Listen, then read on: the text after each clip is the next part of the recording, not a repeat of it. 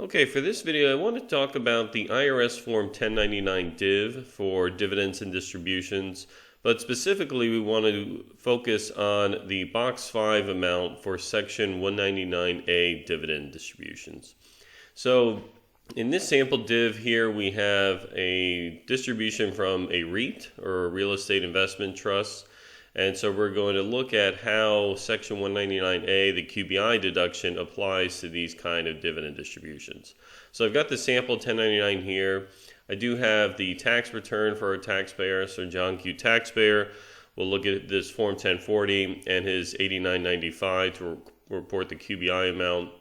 And then I do have one slide here covering some of this general background information on the QBI deduction and then the fact pattern itself. So the 1099 div obviously covers a lot of different elements. There's a lot of different things that can be reported on the 1099 div, and one such item are Section 199A dividends.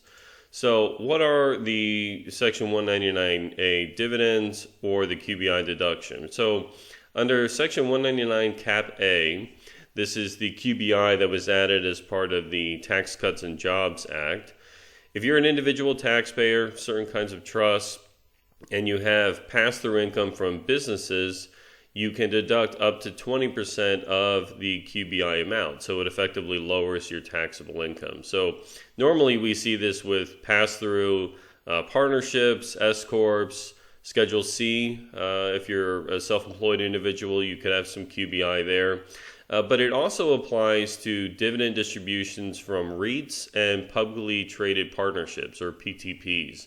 So if we look at Section 199 Cap A B1B, there is a specific carve-out that says you can take a QBI deduction for certain distributions from REITs or PTPs. And so if you are a U.S. taxpayer and you're invested in a REIT, again, a REIT is a real estate investment trust. They're publicly traded or non-publicly traded corporations that are designed to hold real estate assets. So they earn things like rents, mortgage interest, these types of investments. And so REITs, very similar to RICs, get a kind of tax advantage by distributing a certain amount of income to its shareholders. So REITs are not really kind of thought of as pass-through entities, but if they qualify as a REIT and they distribute a sufficient amount of income to the shareholders, they can pass on these attributes. And so that's where we get the Section 199A dividend. So if we look at our example here, we have John, taxpayer. Let's say he buys $15,000 worth of stock in Not Real REIT Inc., and the REIT distributes dividends to John throughout the year, and then it gives him a 1099 at the end of the year. And so when we look at the 1099 div, we can see that there is a Section 199A amount of $125. So how does John report that on his return? So again, the 1099 div is going to have these other elements too that John needs to report. So ordinary and qualified dividends reported on Schedule B, capital gain distributions reported on Schedule D, right? And then he's got this Section 199A amount for $125. So on the 1040, you would, again, report all the other elements as they're reported on your 1099. So he's got the ordinary dividend income there that he's reported. That's fine. And then again, he would report the other things like capital gain distributions as you normally would. And then on the 8995, this is where we report our QBI amount and then calculate the QBI deduction. So John doesn't have any other business interests or investments that would create QBI. So that's why in Section 1 here we don't see anything. The QBI amounts from REITs and PTP are separately stated down here. So we could see lines 6, 7, and 8. We have line 6, qualified REIT dividends and PTP income or loss.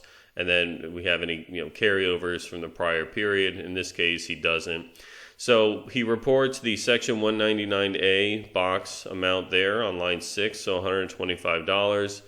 And the REIT and PTP component, multiply line 8 by 20%. And so that's his QBI amount. That's his QBI deduction before considering the income limitation. So you still have to do the calculation to figure out whether or not there's a phase out. So we can see here on line 11 that John has pulled through his taxable income before considering the QBI deduction.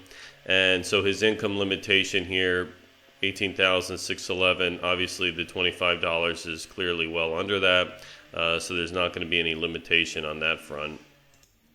So once John has his $25 qualified business income deduction, he can then report that back up on page 1 of the 1040. So if he jumps back to page 1, 1040, QBI is separately stated here on line 13, right? So line 13, qualified business income deduction from either the 8995 or the 8995A. Again, in our case here, John's income is below those thresholds for the year, so he can complete the 8995.